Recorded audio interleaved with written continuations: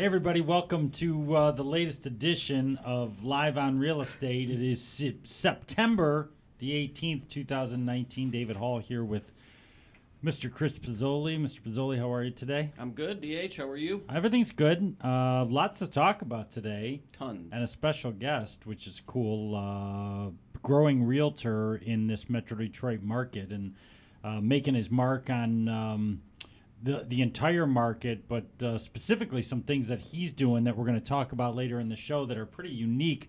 Mr. Matt Talbot. Mr. Talbot, how are you today? Fantastic. Thank you so much for having me. Yeah, you.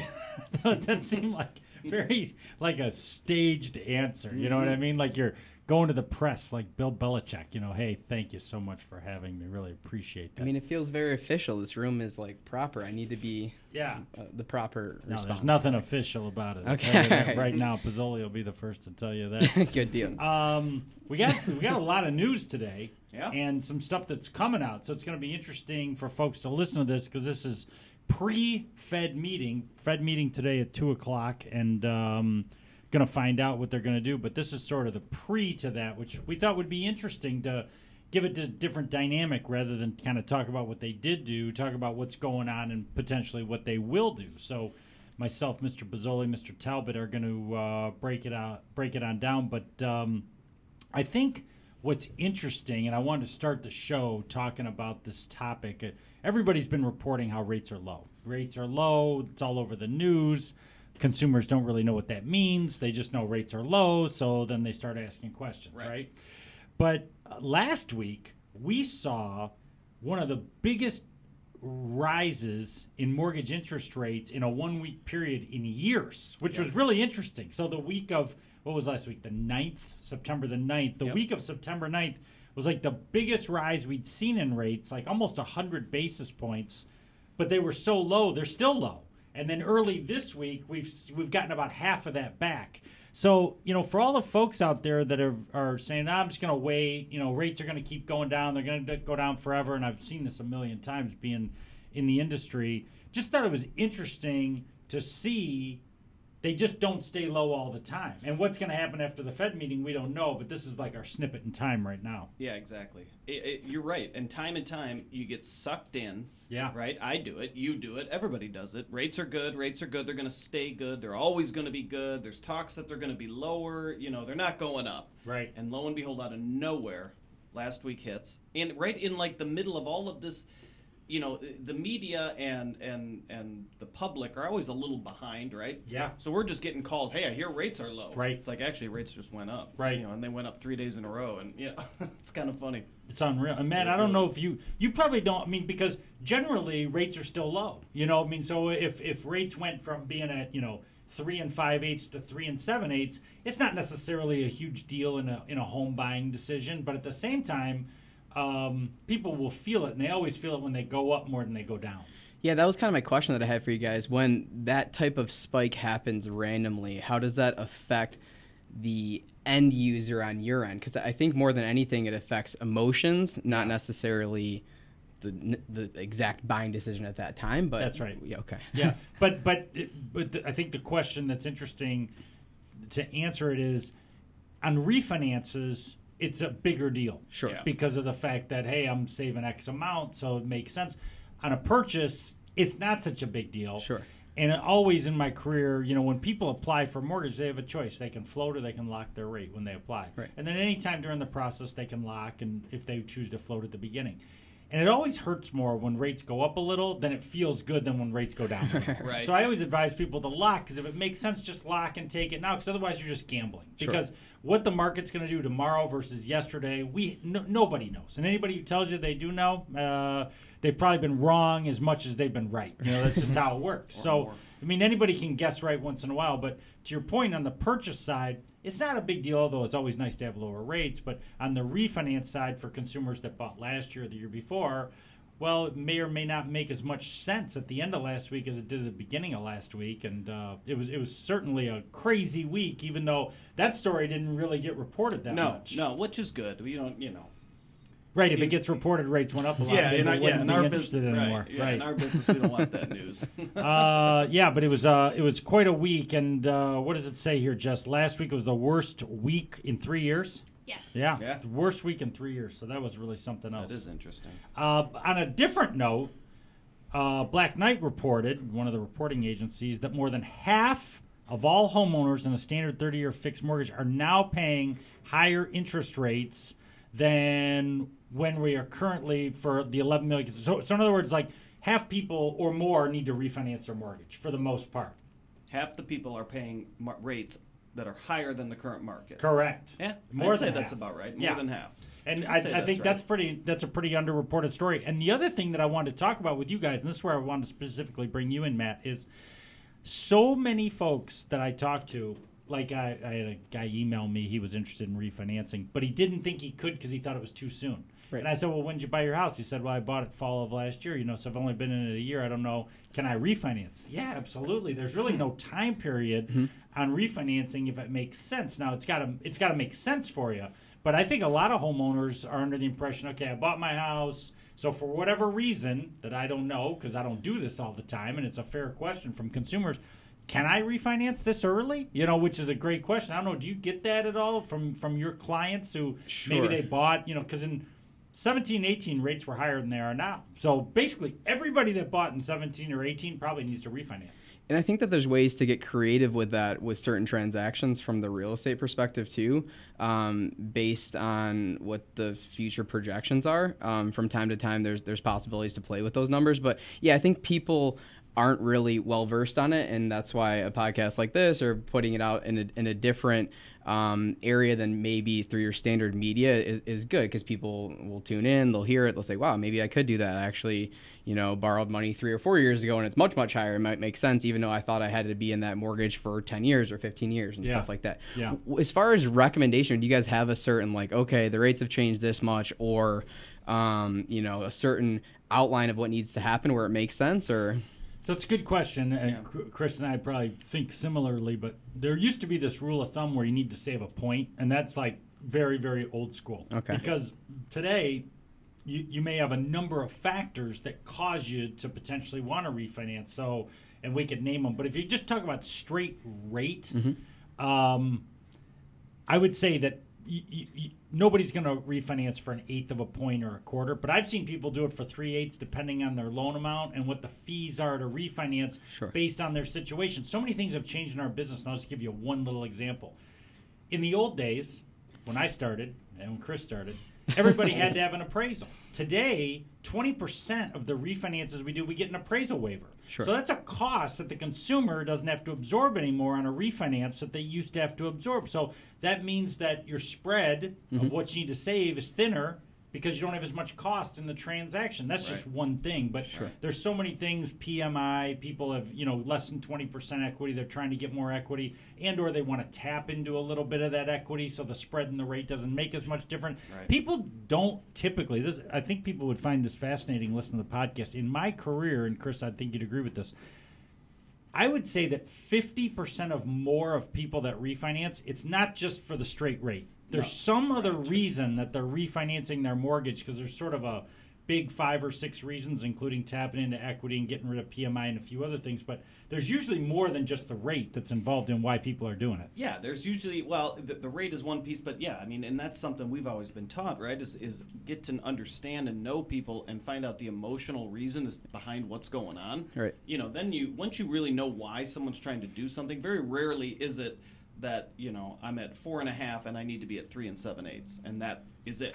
Nothing else to talk about here. That's all there is. It's not true. There's emotional reasons what's going on. I always say that on the real estate side of things, you have the business side of a real estate transaction when you're selling your home, and you have the emotional side. And sometimes, in a lot of cases, I would say at least 40% of the time, the emotional decision actually outweighs the business decision, right? So as an agent, I can show you the numbers, I can run CMA for you, I can show you all the comps, I can show you exactly why it makes business sense to move or not move and what the home's worth, but there's still an emotional attachment to a home or any major decision. Yeah, I would say your side of it is even more emotional, certainly, than our side. Our side is probably leans more to the business. But yeah, my God, so much emotion with buying and selling a home. You'll appreciate this as an agent that's doing a lot of business. When I first started in the business, and my mentor in the beginning of my career, Stephen Luigi Piazza, who's a great guy, he had an impact on a lot of people. But what he told me in the very beginning, when I was like, I said, Piazza, all these people are so upset. What's going on? They didn't get the furniture and the PA that they thought they were. He's like, DH, let me explain something to you. When people purchase a home, they are temporarily insane. Yeah. That's what he used to always tell me. They're temporarily insane when they purchase a home. And I always remembered that from the standpoint of not in a bad way, in a good way. It's like we're talking to people who it becomes very emotional, to your point. Yeah. And now you're dealing with that. And you probably deal with that all the time, where people probably say things they don't mean. They do things that they wish they hadn't done. I mean, you probably see it every day. Yeah, and it's a big reason why I do this business. I think to actually help people, not just through the business side, but the emotional side, and making sure they understand the other perspective, whether it's a listing or a buyer, right? To really understand the other perspective is super important. I think the best transactions that happen is when both agents are working together, both parties are working together to come to find common ground, right? How often do you get questions about rates? Not necessarily like, hey, just generally like, hey, what do you think about interest rates, or rates are low? Or, I mean, how much does that play into like what your conversations with clients? I know you probably redirect them, but yeah. So daily, right? Almost every day, I'll get a question regarding a rate. Now, in specifics, not like that, but what's the market going to do? What's going to happen next year? Does it make sense to buy a home now? And right. I mean, in a lot of ways, it's very situational, right? So I try to give that emotional answer in essence because it's the truth. Like, what's your situation? Are you forced to move in 3 years? Are you forced to move in 10 years? Is it your forever home, right? Are you retiring? There's a lot of variables in there that take place to that. That's why I kind of defer to. And then my recommendation is based off of that, right? I mean, money is very cheap right now. So from that perspective, it checks that box, right? These indexes that come out and they say, that more people are going to purchase a home when rates are at this level than they're at that level. And I think if we drew an example and said, are more people probably prone to buy a house if rates are 3.5 than they are at 7.5? There's probably some truth in that because of the fact that they can get more, they can afford more. But sometimes we get these swings from 4.25 to 3 7/8, and I always think that that's so funny. Like, I don't think people are moving based on a 3/8% movement in rates, but it certainly helps when you've got more purchasing power because rates are low. And we've seen people, because rates are so low, paying a point or two to buy it down even lower because they feel like, well, this is my dream rate, right? I'm never going to be able to chance to get 3.25 again, which historically is probably true. Right. And so they do that, and there's an opportunity, and I don't know if you want to speak to that, but there's all this opportunity right now because of how low rates are. And then, well, we could talk about the flip side of that in a second too. Yeah, well, it kind of ties into what we were saying. I mean, everyone's situation is different, and I think what we do really, really well is I think we try to figure out what makes the most sense for your situation right now. Because you and I could talk about buying that rate down, and it might be the worst decision in the world. Sure. If you're thinking of moving in 5 years, what's the point of investing? If you're not going to see the benefit of it. Whereas other people simply, their situation's different. It makes all the sense in the world. Some people just flat out want a low rate. Even if it maybe doesn't make sense or it's kind of borderline. We have people that are like, okay, well, let's do it. I want that rate. I want the 3.5%. And there's tons of different reasons. So outside of that, from the real estate perspective, what people don't see is they're always worried about the rate, but they have no idea what the service aspect is of the mortgage industry. And I can't tell you how many times I've had to say, I told you so, or not been able to say I told you so, but they look me in the eye like there's reasons why we have preferred lenders that we work with, right? There's reasons why we recommend certain companies. Obviously, you guys do a fantastic job, and we don't have to worry about it. Now, it's not always the case with other lenders, and you don't realize that until the end or the middle of the transaction when it's just a complete shitstorm. Yeah. And people don't understand that. They have no idea. So I think just like anything else, when you purchase something, whether it's a mortgage, a car, or whatever, right? You should use referrals, use references, understand the people that are in that world, and listen to the people that are giving you advice, right? So right. Well, what reminds me of is the last time we went and used Spirit Air, because I was like, all right, I'm doing it. We're going to Florida, we're going economy, we're going budget this year, and halfway in, I'm just like, what the hell is this? This is a disaster. I think Spirit Air, is they've got a market, but they do. The market probably isn't for you anymore. What I mean? It it actually wasn't that bad. then the thing is that time goes by, and you forget. Yeah, that's what happens. That's what happens. How bad you it forget. was, and it's like maybe it wasn't so bad. Well, the thing is that whether it be Spirit Air or in my view, some of the way that the banks handle things is, I think what people assume is that it all is going to go well. Right. But some institutions just have a higher commitment and prioritization to hitting closing times and service, and that's just I've always said, I've been in the business now. Chris and I have both been in the business 25 years. It's a long time.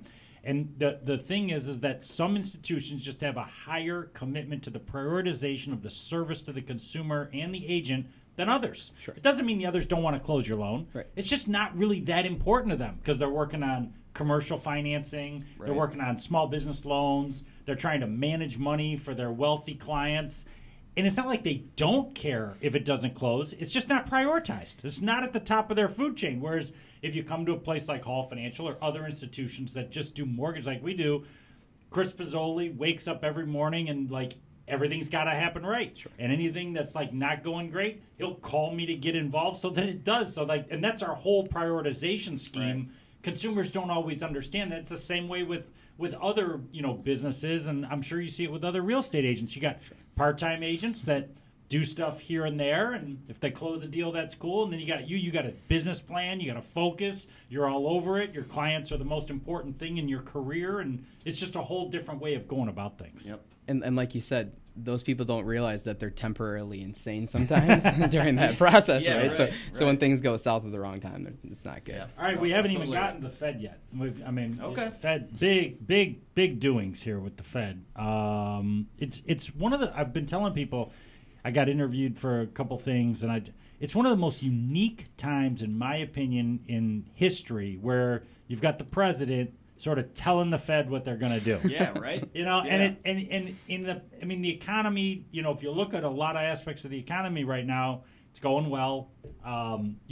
People are spending money. Consumer confidence is pretty high. Unemployment is low. I could go on and on and on. And yet, I don't know if it's great foresight from the president and some other folks, which you could argue it is a little bit, that, he's telling the Fed we got to cut rates to keep things going. And I just think it's going to be a really interesting dynamic if and when the Fed cut rates. And today at 2 o'clock, they're supposed to cut a quarter. We'll see what happens. But, how that's going to impact things. And that doesn't always mean that mortgage interest rates go down.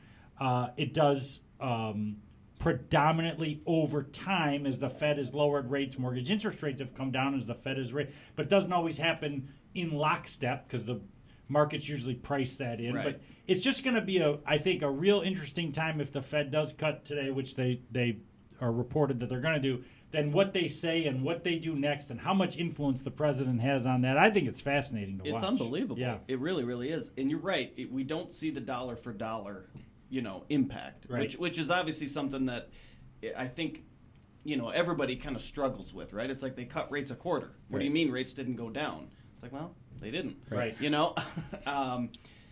the president's the Fed involvement. funds doesn't impact mortgage interest Right. rates until it trickles there through the market, basically. Right, basically, correct. But you're right, the president's impact, and I don't ever remember a president anywhere near this involvement, this level of involvement. No, there's always been kind of this invisible wall that Right. they don't go through. Yeah, You right. don't remember.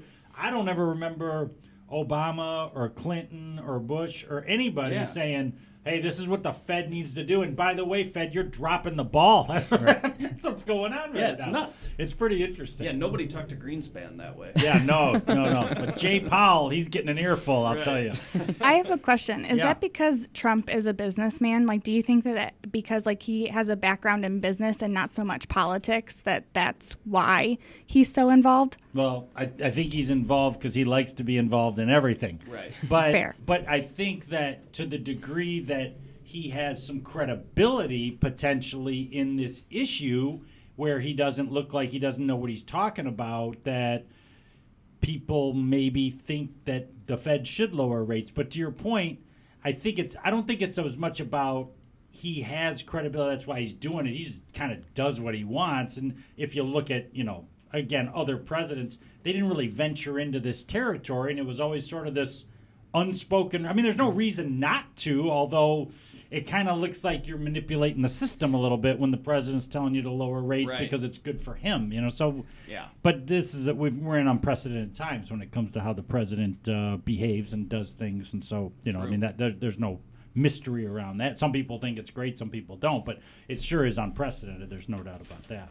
Good question, by the way. And I don't want to go off on a tangent, but does it go back after Trump? Does it go back to your more kind of tight-lipped, tight suit? Yeah, I think it does. I mean, don't you? Don't you think this is have to imagine it can't keep going. This is like way. An EKG that goes like this, and Trump goes beep, and then it goes back to normal. You know what I mean? I hope this election I think is going to be very, very close. Yeah. I really do think it's still going to be very close. It'll be interesting, that's for sure. A long time to go, and there's all these players involved, so we'll have to see what happens. By the way, the next Fed meeting is October 30th. So after we, today it's about 40 days, and then that's the next Fed meeting, and we'll be reporting on all that for sure. So anyway, a lot of news, so we had to get through the news. Definitely. Want to talk with you, Mr. Talbot, about your business, how things are going, sort of, you're on the streets every day dealing with people, and you can sort of bring the real life information back to our listeners in terms of how's business, how's the market generally, how was third quarter here in Metro Detroit, how's fourth quarter shaping up. I want to get into all that. What's on your mind today? Yeah, things have been good. The last couple months we were talking about earlier was kind of like surviving a hurricane. It was super, super busy. Which is fantastic. I think as a whole, the market is still super, super strong from my experience in the business. Certain price points in certain areas might have softened up a little bit, but if you actually look at the sale price of homes on average, I mean, they're still continuing to rise in most of the areas that I've done some research on. The days on market might be a little bit longer, but they're still continuing to rise. So, some of these changes with the interest rate and people, obviously the bigger predictions of the economy as a whole are the questions that people have. But from a real estate perspective in today's world, I mean, in my opinion, things are very, very strong. What pieces of the market are strong? I mean, everything that I hear is the $1 million plus market's a little weaker. The first-time home buyer market's very strong. There's a lot of activity, but is that still the case? I don't know. Is that how you break it down? Yeah, I would say so. And in certain places, again, I work in a lot of different cities throughout Southeast Michigan here. So, I follow specific markets a little bit closer than others, but even north of 500 in some areas that might have sold a little bit faster, take a little bit longer. And I don't think that's necessarily a bad thing, right? Some of that, obviously, this time of year slows down. Kids are going back to school and stuff like that. But anything south of that is still crazy bidding wars and super, super busy, in my opinion. So for somebody who's busy like you, who's building a huge business, how do you fight against the seasonality? Because it feels like that everybody always just says, well, spring and summer are busy, and then the winter gets kind of slower. But there's a certain amount of control that you can do to dial up business. I mean, what are you doing, and what are your thoughts on seasonality just in general? I think the whole outline to that really has to do with putting in the work all year round, right? If you're doing the right things, the thing that I love about this business, and not trying to brag or anything, but when you have a quote-unquote pipeline or just lots of clients to work with, right?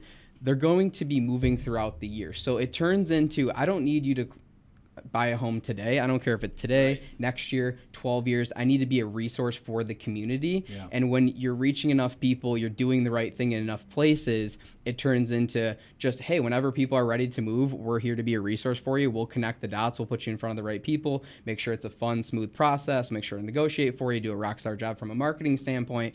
But I think it's all about putting in the work ahead of time where I'm not worried about if someone moves it. Like if a couple deals change and like, yeah, we're going to wait till next year. We're going to wait 5 years. I don't care. That's fine. I'll be a resource for you in the meantime. So to me, that's any sales role. I think building a quote unquote pipeline or just having the right network of people, it kind of all works out, right? You'll be busy in the winter and you'll be busy in the spring. You'll be busy all year round to a certain extent. So I like that term, a resource for the community. How do you sort of position that? And what I mean, obviously, what you are in the business of doing is helping people buy homes and helping them sell their homes. But is there more behind that? Yes. So like we talked about earlier, I really think that there's a business side of real estate transaction, an emotional side of real estate transaction, everything in between. As a realtor, right? Like you said, we are in the streets. We literally are, in my opinion, the voice of the community. There's very few jobs that network with as many different professions, that network with as many different people and understand them on a personal level.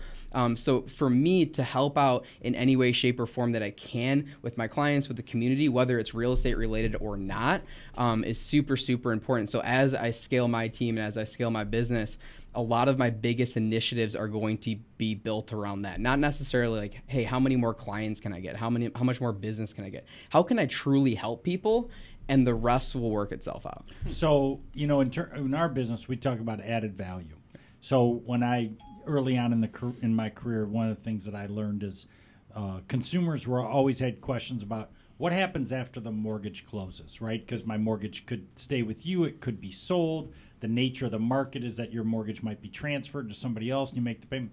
And I learned very early on that people thought it was a great benefit if I said, no matter where your mortgage goes, I want you to call me. Sure. And if we have to call some 800 number, we're going to call together and we're going to conference them in. I'm not going to leave you alone wondering what's going on. And I found that people, they felt less anxiety because of the fact that we, created I'm just curious, like from your point of view, how else do you, give me an example of added value outside of, hey, I'm going to help you buy a house and I'm going to help you sell your house, because as a resource in the community, there's probably things that you're doing that are helpful to people, whether it be, I'm making this up, helping them out with why their taxes went up or whatever it is. Sure. I'm just curious, what kind of things that you do specifically that people find beneficial? Yeah. I mean, obviously there's the real estate related questions after they buy the home, right? Yeah. Hey, how do I do this home warranty? How do I do this? How do I do that? And sometimes there's a lot of added questions. I had a client call me the other day kind of upset based on some stuff she found on the home that was completely unrelated to the actual real estate transaction and everything. So in essence, you become friends with these people, right? And so whether it's just a simple conversation to calm them down and help them, put one foot in front of the other to find a solution towards something, or it's, hey, I need help at the community softball event, or I need help at this. I have a video coming out on the Rotary in Plymouth does a chicken dinner for the fall festival. It's a big thing every year. They do 10,000 chicken dinners. Chicken dinner. And so for me, what I try to do is I try to create value around that to showcase that to the community, because it's an awesome thing. So I use the resources I have available from a video standpoint. I do some goofy videos. The brand is called Moving Motown. So my goal is to provide value to the community through Moving Motown. And that's exactly the idea behind it, is to move the city, not from a real estate perspective, but from a positivity perspective. When you talk about all the negativity on the internet, all the different BS that you see when you log in online, I want to put positive stuff in the community. And Southeast Michigan, Detroit, the area as a whole is really an awesome place to live. It's an awesome place to buy a home. It's an awesome place to have your family in, and to showcase that to community is awesome. So this is the opposite of trolling people on Twitter. It sounds like it. Yeah, it's the opposite. That's good. That's trolling awesome. On Twitter is bad. Right. Moving the community is good. I agree. That's the plan. Agreed. That's the plan. Agreed. By the way, dinner, yeah, chicken dinner. Chicken and Wait, winner, you got to tune into dinner. that. You got to tune into that one. Rich, my broker, is actually he's one of the main people when in is that video. That'll be released this weekend, either Friday or Saturday. Okay, gotcha. So we just got the final product we back got on early the video. Release here. It's no one knows, so you're the first to hear. What percentage? This is my obscure question. Every podcast, I have some obscure question that has nothing to do with the notes. It just comes to me. What percentage of people these days have home security systems? Is it high or is it low? I mean, I don't even know anymore. Oh yeah. So less a lot of people have home security. Less security systems, a lot more cameras. Less. Yeah, I would agree with that. More cameras, less security. Yeah, and as a realtor, it's interesting. I always have to be super shady. I'll be talking to a client about the deal, and I'm like, "Let's step outside." They're like, "Why? We're in the living room." And I'm like, "Let's step outside." And it's super awkward, but a lot of those things record, right? So we step outside. I have to go in the middle of the driveway or to the road to make sure that I don't want to negotiate about this house when they're literally listening from their cell phone. Right. So there's a lot of cameras now, that the Nest and all that type of stuff. Yeah, and they've got cameras now that don't appear to be cameras. Right. Yeah. Exactly. You see that one in the doorbell? No, there's a camera in the doorbell? Yeah, and it activates to your Yes. phone, so if someone rings Oh, the you doorbell, can see then who's at your door? You see right there who's at your door. Yeah, Yeah. absolutely. See, I don't have enough time for all that. But as I get Yeah. towards my retirement years, I'm gonna start putting cameras everywhere, doorbells, every room, Yeah. and I'm just gonna sit at mission control and just watch all the cameras. David's People will going- be like, "Hey, Hall, what are you doing today?" I'm just watching things, Full, just keeping full an eye on James things. Bond, Right? Yeah. full James Bond, Yeah. everything. My brother-in-law at his restaurant, whenever we're like somewhere, he pulls up his phone real quick and he's like, I'm like, what are you doing? And I take a look at it and you can see the dining room and the kitchen, the Right. this and the that. And Yeah. My mom does it with her antique shop, obsessed. Yeah. I'm like at dinner and she's like looking at her, what are you doing? I'm just watching the shop. There's a lot of people in there right now. I'm like, I get that there's some expensive things in there, but Yeah. like, come on, that's it's there for a reason. If they steal something, we'll have them on camera. Let's true. go back to life. Yeah, here. don't need to watch it. You're gonna know what happened. Right. Right. So walk us through, because I'm always curious to give people an inside look. The realtor life is like this glamorous life that you're selling $1 billion homes, Yeah. luxury pools. That's not what it is, though. Convertible. No. And so I like to kind of go inside, like kind of what were your goals for the year? How are you doing on the way to your goals? Just kind of take us through like what you had set out to do this year and how you're doing. So yeah, I had some financial goals from revenue standpoint, unit standpoint, stuff like that. So you obviously track that. I think any good agent needs to hone in on their business. Obviously, there's a lot of marketing dollars spent and stuff like that. So you need to understand your business. I set a very lofty stretch goal that we're close to hitting. We'll see here. So things are going well with that. Good. I set a unit goal.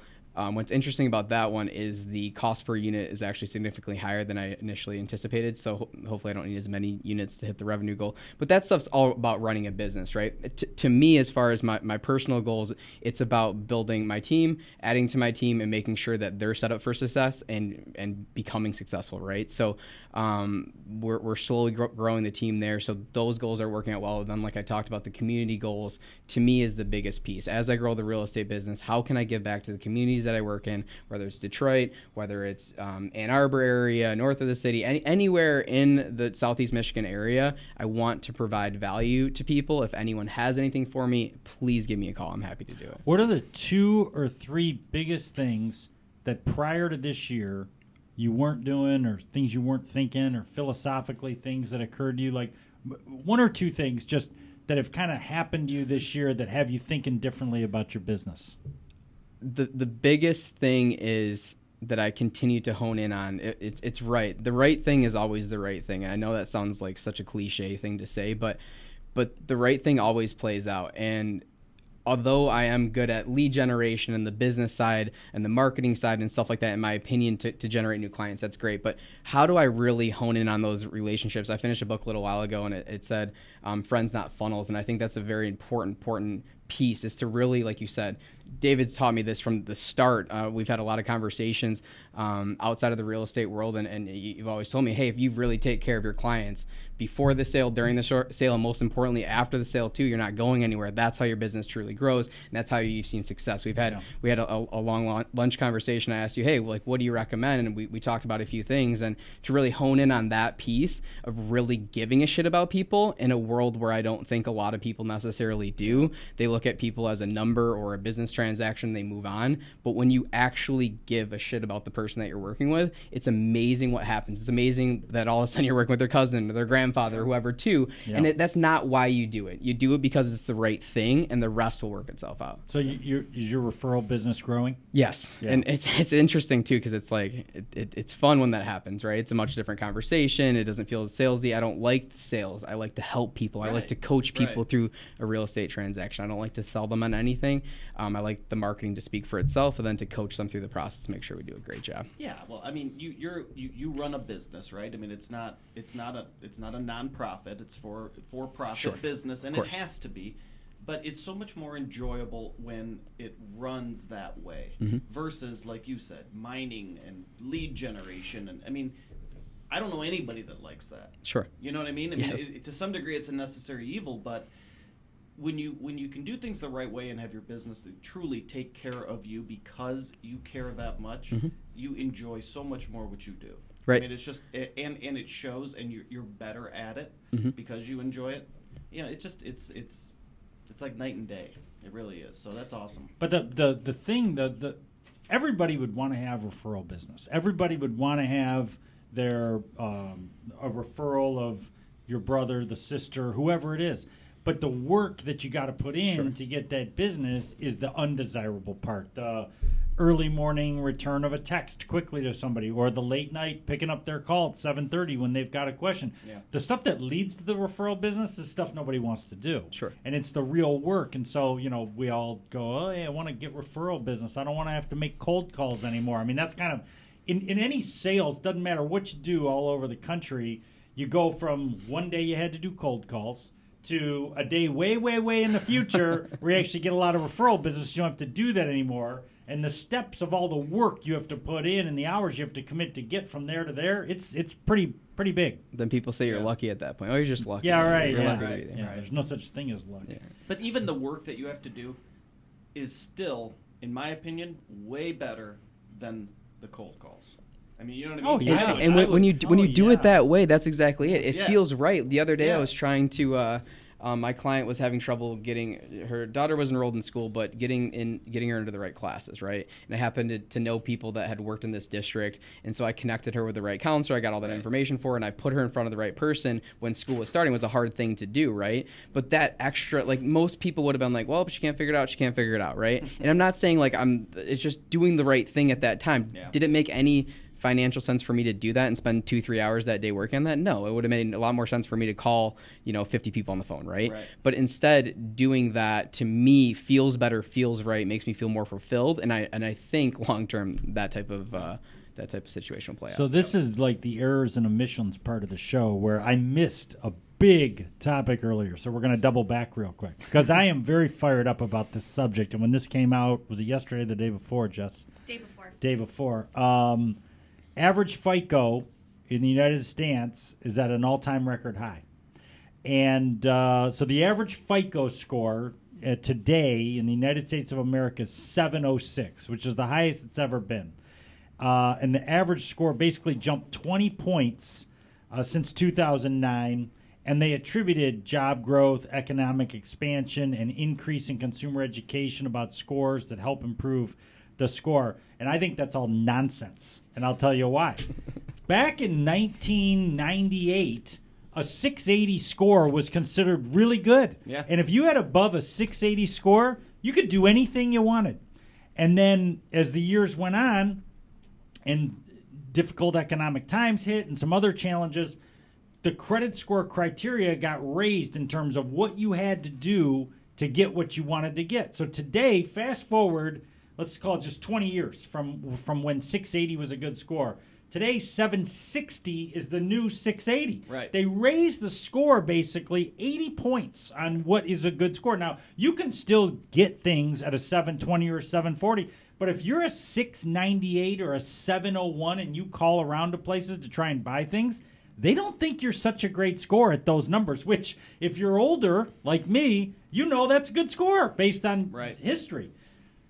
Interestingly enough about this whole thing, because I think when they say job growth, economic expansion, and increased consumer education about scores is hope to have average improve. That's not what happened. They said you got to do better. And so people started doing better. And by the way, the score is not kept up with the standard. So 680 used to be really good. Your average score, 10, 15 years ago was 686. Now 760. So we're slowly creeping towards that score. But I just find this to be fascinating because if all of a sudden lenders all over the country, my opinion, came out and said 780 is the new high bar, you got to get to 780, and then people started knowing, hey, you got to get to 780, I think scores would go up again because people would take it more seriously. Now, there are other things that have helped, but I don't know that there's been this great revolution of consumer education on credit score that has caused scores to go up. I don't know about consumer education. I would say consumer awareness.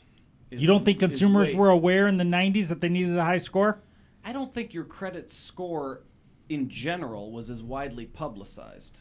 I think 90s. we might think that because we were young then and we're old now. I don't know that, That could be true. 20-year-old people today, I don't know that they know a whole lot more about how important their Maybe credit you're right. score is. Maybe I mean, you're I don't The know. only thing I could think of that might take place is the internet changed a lot of things, right? It did. So there's a lot more. That's true. Good point. Maybe I'm a millennial talking, but there's a lot True. more information Yeah. at hand. So if you are diving into it, It's maybe actually a great point. that Yeah. could influence. Okay, so we could attribute something positive the internet did. Yeah, we the just internet. found it. I'm trying to look for something positive Right. in this. Okay. All right, here's where we go to quick email questions. And Matt, we have the guest ask Chris and I the email questions. So you now transition to host. Okay. That's how this works. When thinking about refinancing, what should your biggest focus be? Did I read that right? When thinking about refinancing, what Yes, should you did. be your biggest focus? Very good job as host. How do you feel like you did there, Matt? Fantastic. Fantastic. I So think I the, rephrased the sentence, but either way. the biggest focus in refinancing, I'll let Chris give his opinion, is making sure that it all makes sense. Somebody can do a no-cost refinance and save $25 a month, and if there's literally no cost to it, that makes sense if you're saving $25 a month. Now, it shouldn't cost you $2,000 to save $25 a month because that doesn't make any sense. So to me, the answer to the question is, does it make sense? So many people shop till they drop. They're calling 10 different lenders, and pretty soon it doesn't even make sense anymore because they're spending so much time on it. But if somebody calls you and says, hey, if you invest, $1,500 in a refinance and you're going to save $150 a month, that makes a lot of sense. So to me, it's all about making sense. Yeah, I would say that is definitely true. Where I was going initially, and you kind of touched on it too, was having a goal, having like some sort of a like, this is what I want to accomplish, or this is what why I'm entering into this conversation. I think a lot of times people have zero idea. So I heard rates are down. Yeah. Right. Okay. And it's like, Yeah. like what are we talking about? Well, here? What do you wanna do? and a lot of times people are looking for you to sort of Yeah, tell them true. what they should do because Correct. based on the fact that they've heard that well, news. yeah, and that actually, it goes on too. Is just sort of having an open mind too, because sometimes people don't necessarily want to hear, Right. When we tell them that, look, maybe going to a 20-year loan actually makes a lot more sense for you, but so I would say having a goal and maybe just an open mind or listening to options. I don't think people considering are options. fair enough to share the full story, right? They're always Yeah. scared they're going to get sold on something, or they're always, and then eventually when they get to know you, like, okay, I can trust this guy. This is why I'm really looking at it. Then the solution comes. Shortening the term big in today's market. Huge. Big. A lot of people shortening the term. Smart move. Go ahead, Matt. B. You're the host. What is a good credit score for a mortgage? Well, I just 680. happen to have that right here. Oh, it's not 680? Not anymore. Oh, damn. So, I think people will find this interesting. 760 and higher, with almost every major institution in the country, is how you get the very best of the best. And then 740 or higher is very close to that. 720 or higher is close to that. And then you start to get into, as funny as I think it is, somebody with a 713 or 704, which is not a poor credit score by any means, but lenders have turned into credit snobs. I mean, that's just the way of the world right now. And so you got to take care of your score. But 760 or above is that premium landmark. 760. That's good to know. Yeah. How long does it take to issue a pre-approval? Dun, dun, dun, dun. That's $1 million question. Depends right on there. the lender. Yeah. Yeah, it does. It does not take long if you have all of your documentation available. If you've got if you're a W-2 employee, even if you're self-employed, if you have tax returns or W-2s, a pay stub, some bank statements, we can get you pre-approved in a matter of moments. Yeah. It really can. It really, my answer would be less than a day if you really want to do it properly. Right. If somebody tells me their situation in 5 minutes and they're really put together, I got an 800 score. I've been working at Ford for 30 years and I make $100,000. I want to buy a $150,000 house and I've got $50,000 in the bank. Yeah, that guy's pre-approved. Yeah, you're Sure. done. There's nothing But more to talk about. usually there's more to it than that, and nobody has a situation that's simple in the lending business. Every loan's got a little hair on it, as we like to say. Nothing's real clean. So anyway, pre-approval's it's not a long time though. I think the average consumer might think it takes a long time some lengthy time to get pre-approved. People on my end, I see that a lot, right? People always think like, well, how long does that take? I'm like, you need to get pre-approved before I can show you this home. Right. Yeah. That's a conversation we have a lot, right? Yeah. Well, how long does that take? Well, if you have your ducks in a row, it should take a day or Yeah. less. Yeah. Right. We can get it done today, most likely. Exactly. So, Exactly. Definitely. what's a point? That's a good question. It's a good question for David. It's that you replace with the. Yeah, right. That's pretty good. Yeah. This question, I believe, is in relation to basis points. Right. So, well, 1 point is 1% of your loan amount. So if you have a $100,000 loan, and let's say that you're going to pay a point to buy down your rate, that's $1,000 on $100,000. Right. So on $1 million, it's $10,000. So it's 1% of the loan amount, which very oftentimes will either be charged in a fee if there's a fee involved with the loan, or as buying down the rate, so you can get a lower rate by paying a point or 2 points. It's just a percentage of the loan amount. And as typical with everything in our business, if it makes sense, sometimes you'll do that. And I don't want to get into too much technicality, but I'll just give an exaggerated example. Some days, 4% on a mortgage interest rate might cost 0 points, but you could get 3.5 for 1 point. That's a pretty wide spread in rate to get for a point. So people would potentially do that, especially if they're going to be in their house for a long time. Correct. So if you're dealing with somebody with your mortgage that knows what they're doing, they spend an inordinate amount of time, like I do, checking the spreads every day. What's the spread? What's best for the consumer? How do we create value for them by getting them into the mortgage that's priced properly by the street? And we look at that stuff. And sometimes it's what's more important, right? Money up front or your monthly payment, right? Right. I mean, that's right. That's a direct correlation. There's a lot of answers to that question. Yeah. Like when you're talking about buying the rate down, a point is really, it's an investment. It's prepaid interest. I'm going to invest X amount of dollars. I'm prepaying this amount of interest up front for the opportunity to have this lower rate for the life of the loan. That's right. And then there's a break even, a cost, to that equation. What is the federal fund rate? I think it's at 2.25 right now, isn't it? I think it's a 2.25, going to go to 2. Fed funds rate is basically how banks lend each other money, Right. and then that trickles down to everything else. But by the time everybody listens to this show, it's probably going to be 2. Are you on board that the Fed is lowering today? By the way, Yeah. you think so? Yeah. Okay. I mean, it'd be a big surprise, I think, if they It'd didn't. be very shocking if they didn't. Yeah. Market in It turmoil. would really screw us up. So Yeah.